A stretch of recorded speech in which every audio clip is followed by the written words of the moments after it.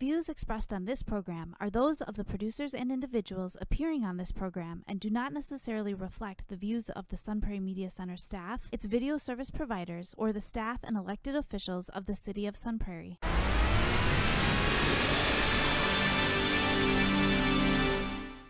Hello and welcome to Real Reviews. My name is Jameson Rabbit, and this week I welcome back our old friend. It's Steve Sabatke. Welcome back, sir.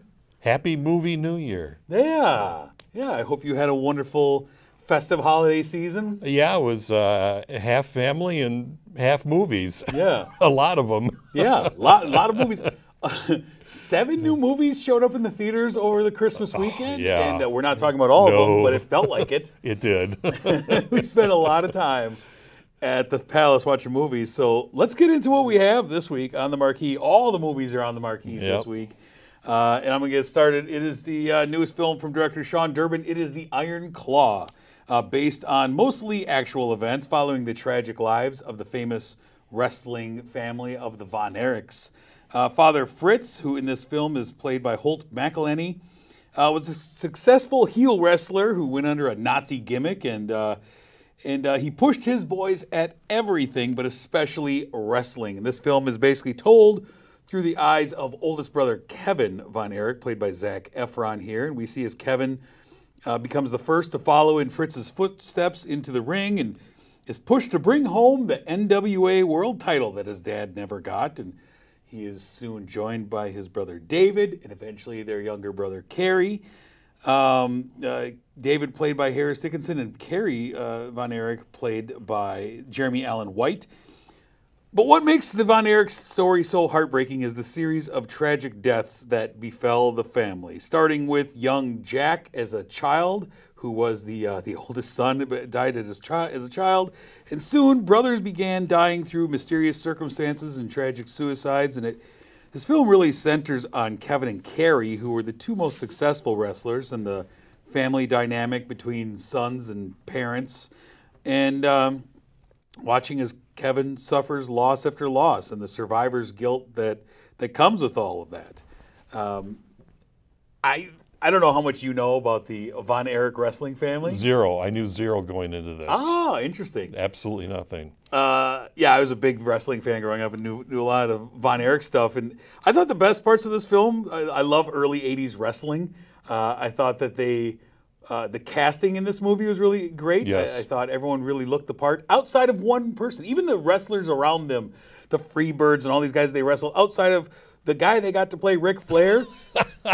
They could have gotten you in a wig and it would look more like Ric Flair than that guy did. Yeah, that part was a little cheesy. I mean, did you know he went to my high school? The guy who played Ric Flair? No, Ric Flair. Did he really? Yeah, before I got there. Yeah, he went to Wayland Academy in Beaver Dam. I mean, he's the most famous face in wrestling. He at the time. is. They found a guy who doesn't look anything like him, but that's neither here nor there. Well, I got to say, I'm not a pro wrestling fan. I was when I was a kid, but that was back in the days of the Crusher and that, Sure. Those guys, Vern Gagne. This, to me, was the surprise of the year for me. I mean, as I said, I knew nothing about this family and what had happened to them, and what I wasn't expecting was this emotional gut punch, this emotional Greco-Roman knuckle lock that this film delivers. I mean, I was completely invested in this from start to finish. Yeah, it's a really brutal story in real life. They played a little, fast and loose with the facts. They cut out one of the brothers entirely. Yeah, I read about that. That was kind of weird. And like, the director said he just thought that was just going to be too depressing by adding that. Yeah. I know we can't, again, I know we can't talk about the ending, but there's a single line of dialogue that comes from one of the actors towards the end of the movie. Oh, that really hit me hard, almost on a personal level. I mean, I was in tears at the end. Yeah. I don't know if you were, but I was. I mean, I was. And the way this really dug into the drama of one father's failings and how he drove his boys to compete against each other and to kind of live his dream. I mean, Holt McElhenney is kind of terrifying as Fritz. And Well, I was furious with both the parents. I mean, Doris, during the movie, Laura I'm Tierney just like, do something. like, no, you guys figure it out amongst yourselves. That was their line. With anytime there was issues or trauma. I mean, Laura Tierney, you've seen her in TV and other movies. She plays a mother who's just way too passive and accepting of what's going on. But there is some individual resolve towards the end of the movie, which I thought came in a very great scene. I mean, I was furious with what they were doing, but that must mean they did what they were supposed to do as actors. Yeah. And they did. There's just great performances. And great physicality of all the actors. I mean, Zac Efron. It's weird because in real life, Carrie Von Erich was by far the bigger of the two, and I felt like Zac Efron almost lifted too much because Kevin was not that big in real life. Wow. I mean, that first opening scene where you see him and the muscles and everything, I'm like going, holy cow. Yeah. You know, but I never thought I would ever say this on this show. I mean, is it okay for us to say that Zac Efron should be considered for Best Actor nomination? I think he's a really underrated actor. I thought he was really good in this. He had to carry a lot of the emotional weight of this film, of this story. It's Kevin's story, basically, of the tragedy of his family. And yeah, I thought he was great. This is actually a story, when the trailer came out, my wife got very interested in it. Okay. She started reading about it beforehand and was actually the driving force, like, I want to go see this movie, which shocked me. And I was like, oh, just because you like Jeremy Allen White and Zac Efron. She's like, no, the story's really interesting. Yeah. And I was a little frustrated with how they dealt with Carrie's story. It was a lot of fiction in the Carrie Von Erich I didn't know that story, which kind of frustrated me. But I thought they did a great job with it, and I really enjoyed it. Curious what you end up giving the Iron Claw. You know, I gave it 4.5 stars. Yeah. You don't have to be a wrestling fan to enjoy this. There's a good balance between the wrestling and the personal part of the movie. Yeah. I really liked it. I did too. It reminded me a lot of Mickey Rourke's The Wrestler. Yes. Of like, wow, this is just a gut punch of a story around wrestling. I gave it 4 out of 5. It's really good. It's great. Big recommend to go check it out in theaters right now. Let's move on to what else we had in theaters this week. What do you have? I forgot. What are we doing next? We'll do the one with the cars. How about that? Okay. All right. This is Ferrari, and it's directed by one of my all-time favorite directors, Michael Mann. This film follows the personal and professional struggles of Enzo Ferrari. He's the Italian founder of the car maker. And this takes place during the summer of 1957, 10 years after he started the company with his wife, Laura. Laura's played by Penelope Cruz. Ferrari played by Adam Driver. And Ferrari has got a lot going on. He's reeling from the recent death of his young son, Dino, who died the year before. His marriage is falling apart. He's got a mistress, Lena, played by Shailene Woodley. He has a second son with her. And his company is on the brink of bankruptcy. And he's told to either partner up with another car company like Ford or Fiat, or win the prestigious Mille road race, which is a 1,000-mile sprint through Italy. And this story bounces around. It bounces from Ferrari preparing for the race. One of the drivers is played by Patrick Dempsey. That's right. Which really threw me. You may not recognize him. He's got bleach white hair in this. He's bouncing from that to the demands from his less than happy wife, to dealing with his mistress, who's wondering when he's going to acknowledge that his son is a Ferrari. And by the way, today his son Piero is the vice chair of Ferrari. Yep. But through it all, I mean, Driver's performance, fairly one note in my opinion. He plays Ferrari as a cold and unfeeling executive who only cares about one thing, is race cars and winning races. He has no compassion for the drivers who are hurt or even killed. And in one scene, he keeps a king waiting in the rain to buy one of his road cars. I mean, can a case be made that Driver was not the right choice for this role? Possibly. I mean, I really like Adam Driver. I do agree that I don't know that he was necessarily right, but I think that there's other actors in here that were definitely not necessarily right either. Okay. I think Shailene Woodley was pretty bad in this movie. I don't think she's... I don't think she was really given a lot to go with. I don't think she could handle it. And her accent choices in this movie would wander from within the same sentence. I'm like, what? Is she Italian or not? Because she has an American accent, and then in certain words she has a deep Italian accent. Like, oh boy, this is not great. Well, drivers playing Ferrari at an age that's 20 years older than the age that Yes. drivers at now. And the accent, the Italian accent that he used, I thought is the same one that he used in House of Gucci. He really is. Yeah, he's like, oh, don't worry, I got this, guys. And I read where Christian Bale and Hugh Jackman were first considered for the role. I'm not even sure if that would have been much better. I thought this was classic Michael Mann though, and how it was shot. I love. I mean, Michael Mann has a style that I feel like anytime I see a movie, I know this is Michael Mann. The machismo that he brings to his movies, and I think the best parts of this movie are the race scenes and like the finale in the race. I thought was great. I thought it was. I liked that it was more than just a simple biopic of a man. It was. Unlike Napoleon, which I felt like overreached in trying to tell an entire lifetime, this picked up a specific period of Enzo's life, and he's trying to save his company and the prestige of the Ferrari name, and I like how he kind of get into how he sees Ferrari as a racing company that sells cars to people. That's who he's worried about. I think the strength of this movie is Penelope Cruz, though. Oh, yeah. Penelope Cruz is a powerhouse in this movie. She is the real star. I mean, every scene she was in, she dominated it. Well, there's a scene of her at her son's grave, and there's a close-up of her face, and they stay on that shot for a very long time. And you can just see the pain and the emotion. She was her phenomenal. Eyes start to well up. I mean, it's pretty remarkable. But I want to get back to Michael Mann. Yeah. As I said, he's one of my all-time favorite directors. And his movies like Heat, The Insider, Collateral, they're loaded with drama. And they're intense and they're suspenseful. I didn't feel that in this movie until the final third when the Mille Miglia race begins. And up until that time, I thought this movie just kind of slogged along. I liked the drama, the familial drama between he and the marital drama between he and Laura. My problem was with the racers, I didn't feel like I knew any of the racers really. No. Which, when we start getting into tragic circumstances, I'm like, I should be emotional about this. Like, he has this whole team of racers and things are happening to them, but I don't really know any of them. Yes, I know Patrick Dempsey, but I don't know the character that he's playing. Even the new guy that he brings in, that his kid wants an autograph from, like, I don't really know him. And otherwise, it felt like a lot of faceless racers.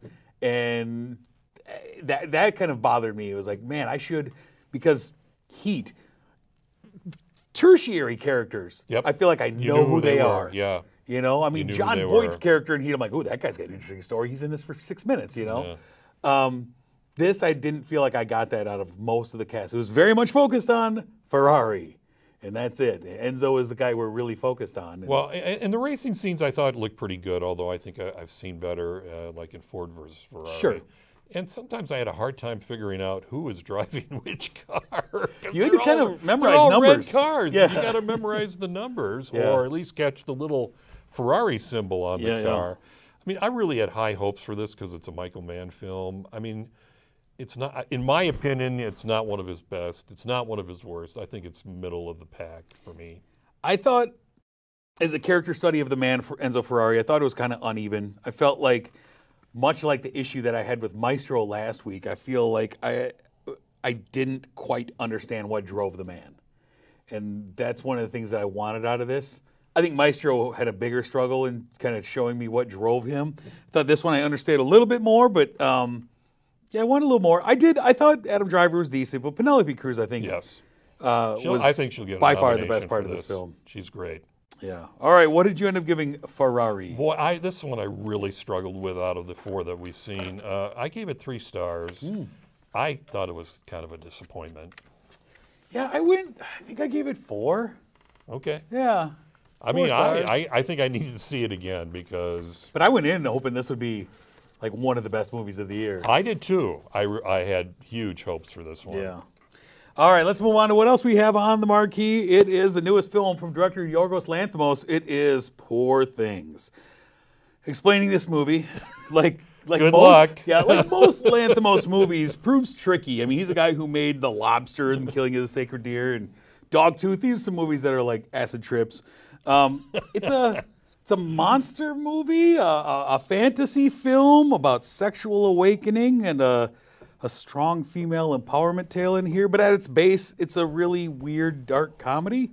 Stars Emma Stone as Bella Baxter, a young woman living with a monstrous Dr. Frankenstein-esque surgeon who she refers to as God. His name is Dr. Godwin Baxter, played by Willem Dafoe. There you see, very freakishly. He is her creator and father figure. I say creator because he's a total mad scientist who discovered a pregnant Bella after she washed ashore after jumping from a bridge to her death. And since she was dead but her baby wasn't, he did the natural thing and replaced her brain with the infant's brain. So as we meet Bella, she is a grown woman with an infant brain and infant temperament. We also have Max McCandles, played by Rami Youssef, who's a med student that is brought in to help Dr. Baxter in tracking the development and research of Bella. And Max finds her to be beautiful. He's a little smitten by her, despite the fact that she has a baby brain. He is smitten by Emma Stone. And Bella, as she goes along and is developing this brain, she discovers her own sexuality early in the film, and that would be the thing that kind of defined her and drove her for much of her life. And as she was still developing mentally, and she strove to get out and see the world, to learn. And one man came along who ignited that passion, among other passions. It's Duncan Wedderburn, played by Mark Ruffalo. He's a real gem. He's a real doozy. And he takes her out with promises of seeing the world. And it's not always easy when you're dealing with Bella Baxter. And what transpires is a lot of them jumping vigorously on each other as he proclaims himself to be the great Lothario.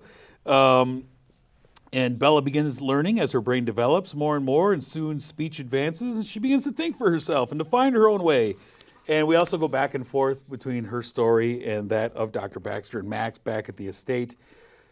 And this film is like none other. It is, it's not a film I could say, hey, you've seen this? Kind of reminds me of that. This movie doesn't remind me of much else. Let me tell you a little story here.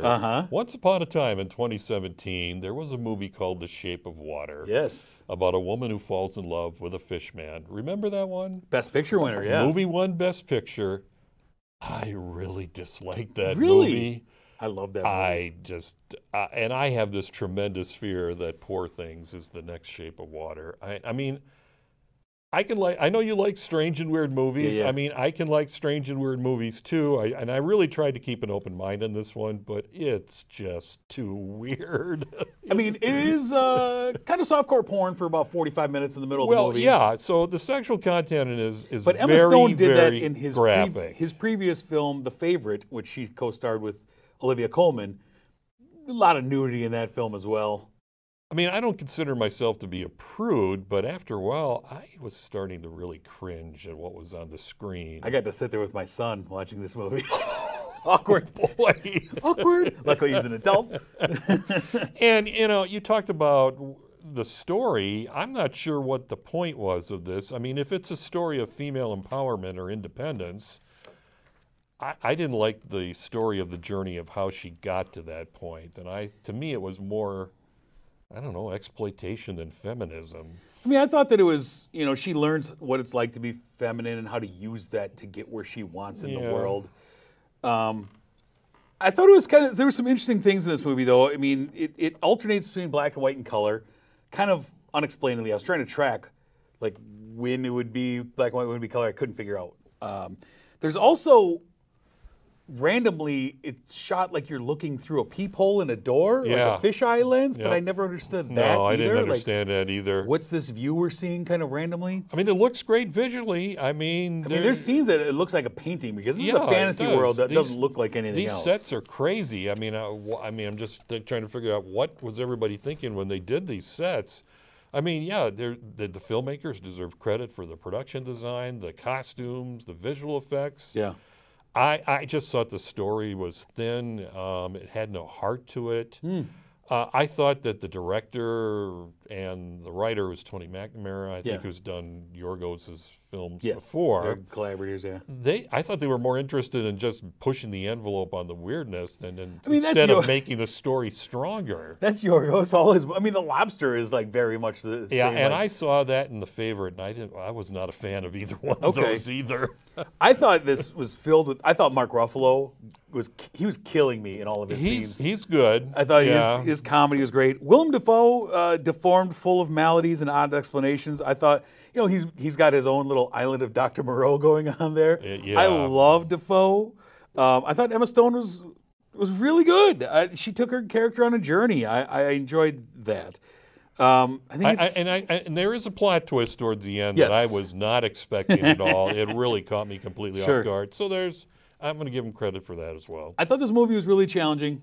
There were points where it made me question whether I was enjoying it, why I was enjoying it. Yeah. I thought it brought the animals into the barn at the end, though, and I kind feel of. like this is going to be a very divisive film for a lot of people. Oh, yeah. And I do I think it's that going to be divisive between you and me. yeah, I think it might be. What did you end up giving Poor Things, sir? I gave it 2 stars. I felt like I was one of the poor things that had to watch this. Yeah, this movie's right up my alley. I think Yorgos, I think he and I might share the same baby brain. I gave it 4.5 stars. I love this movie. Wow. I love weird movies like this. Yeah, I know you do. It's good. I mean, I should have loved Saltburn, didn't. This one I did. This one worked for me. Yeah. All right, let's move into what our final film on the marquee is. Sir, what do you have for us? It's The Color Purple, directed by Blitz Bazawule, and this is based on the stage musical of the same name, which in turn is based on the 1982 novel by Alice Walker. And this is the second film adaptation of the novel, which comes after the 1985 film that was directed by Steven Spielberg. Spielberg and Quincy Jones return as producers for this one, along with Oprah Winfrey, who starred in the 1985 movie. And this is the story of Celie. She lives in the South during the early 1900s. She's played as a teenager by Felicia Pearl Mimpazzi. She's impregnated twice by the man she knows as her father and forced to give up both babies as soon as she gives birth. And then she's married away to another very abusive man, Mr., played by Coleman Domingo, and for years is torn apart from her best friend and sister Nettie. Halle Bailey plays Nettie as a teenager. Nettie is forced to leave Mr.'s farm when Mr. tries to rape her. Celie, as an adult, is played by Fantasia Barrino. She is the winner of American Idol a number of years ago. She made her Broadway debut playing Celie in the stage musical. Mr., who's abusive to Celie in just so many different ways, is in love with another woman. Shug Avery, played by Taraji P. Henson, a blues singer who just never stays in one place too long. But Celie does find support from Shug and also from Sophia, played by Daniel Brooks. She's Celie's daughter-in-law, and Brooks is playing the role that Oprah played in the movie, and Brooks also played Sophia on stage in the musical. When I heard that The Color Purple was going to be made into a musical, and this was a number of years ago, I mean, I wasn't sure how that was going to translate to be in a musical on stage. I mean, I watched the Spielberg movie in the theater in 1985 when it came out, and boy, I found it to be really dark and depressing. Yeah. Very tough I to rewatched watch. it this week. Yikes. And I didn't know anything about the stage musical and the music going into this. I didn't know any of the songs. And I think for the most part, it does work. I can say, in my opinion, this movie does lose some of the impact that the 1985 film had on me. I felt the same way. I felt it had a totally different vibe than the original when you're dealing with some really dark things, and then we're doing big song and dance number in the middle of it, and it's kind of upbeat song, like show tune numbers. You're like, wow, this kind of the vibe is really lost all of a sudden. You kind of cut it. I didn't really care for the musical element. I know it's based on a musical, but I also didn't think any of the music was particularly memorable. No, it's not. I mean, there's a couple of songs that I thought were fairly memorable. I'm Here is one, and I think Hell Knows another one. But otherwise, they're not very memorable. And I thought there were a couple of songs that seemed a little bit too modern for that's the time and the setting of this story. But the message of the movie, these women fighting for their own lives, Celie not being able to live her own life and being surrounded by women who are able to do what they want, come and go, you know, with both Sophia and Shug kind of control their own destinies for the most part, and Celie having to see this and be around. And Coleman Domingo's Mister, I thought he was really good. I like Coleman Domingo a lot, but I think, again, Danielle Brooks is Sophia. I mean, Oprah was nominated for an Academy Award for her version of Sophia. Danielle Brooks should be as well. She will be, I think. Because she is a scene stealer every time she shows up. Yes. And she was great. And it's a role that's great, and she took it and ran with it. But I struggle with the musical element of this film. Well, the cast is great. Yeah. And Danielle Brooks, fantastic. But for me, I think I want to give some credit to Fantasia Barrino. Sure. I love her voice. Now, my wife reminded me last night when I was talking to her about the movie. She said, "Don't you remember you didn't like her when she was on American Idol?" And I'm like, okay. It was like 12 years ago. Thanks for bringing that up. I wish there would have been more of her singing in this film. Yeah, they didn't let her really open it up till the end. No, I mean, she does a song towards the end called "I'm Here," and I swear this was done directly into the camera without any lip syncing. Yeah. I don't know if that was the case, but boy, it sure seemed like it to me. But that's kind of what you're waiting for when you have Fantasia, like, let her open this thing up. That was the big breakout moment. Yeah. And I hope she's considered for a Best Actress nomination. I think that field is just completely loaded this year. Yeah, it is. One thing I do want to say about awards, why wasn't this film nominated for Best Musical by the Golden Globes? It's kind of interesting, right? Come on. Not necessarily loaded field this year. No, and it again reinforces to me how irrelevant the Globes are. Yeah, more and more. But this movie does take a while to get going. Mm-hmm. But I think if you stick with it, I think your patience will be rewarded. I think this movie's at its best when it's a drama, and I think the director, Blitz Bazawule, who directed Beyonce. 2018's The Burial of Kojo, one of my favorite movies of 2018. Yeah, I haven't seen that. Great drama. I think that Blitz does a great job in the dramatic areas of this film. The cast is fun. Coleman Domingo, I think, is great. Taraji P. Henson's always great in everything she does. I don't know. I think it was because I went back to back from watching the original to this one.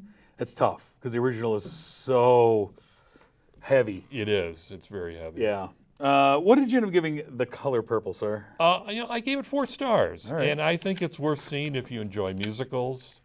I have never seen the 1985 film a second time, but maybe I got to go back. It's pretty great. It's amazing how young everyone looks. Yeah, going back and watching. And Whoopi Goldberg is a child in this movie. Whoopi Goldberg does have a cameo in this. Yes, she does. Yes, she does.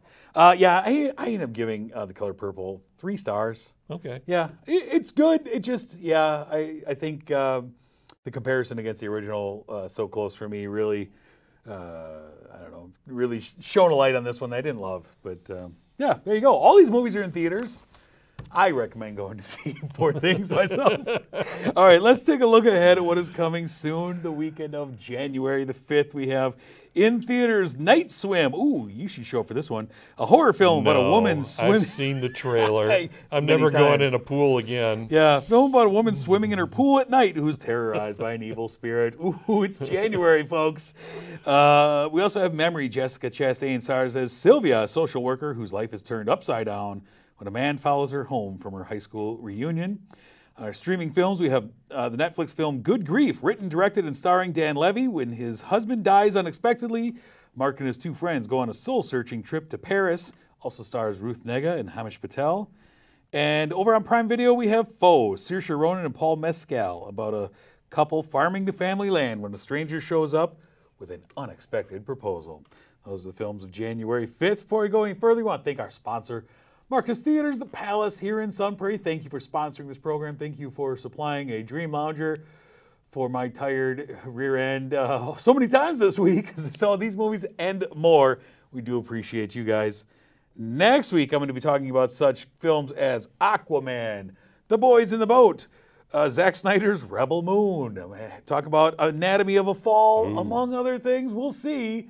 So you have to tune in for that next week. But, sir, thank you again for joining me and sitting in and watching all these movies. Well, thanks to the Palace for not coming up to me and say, "Why are you here all the time?" Sir, are you moving in? Do you have a sleeping bag? What's going on here? Yeah, we love it. All right. I enjoyed it. Good. And stay tuned because I'm sure in the very near future, Steve and I are going to be talking about our favorite and least favorite movies of this past year. But until next week, I'm Jameson. And I'm Steve. Have a good one.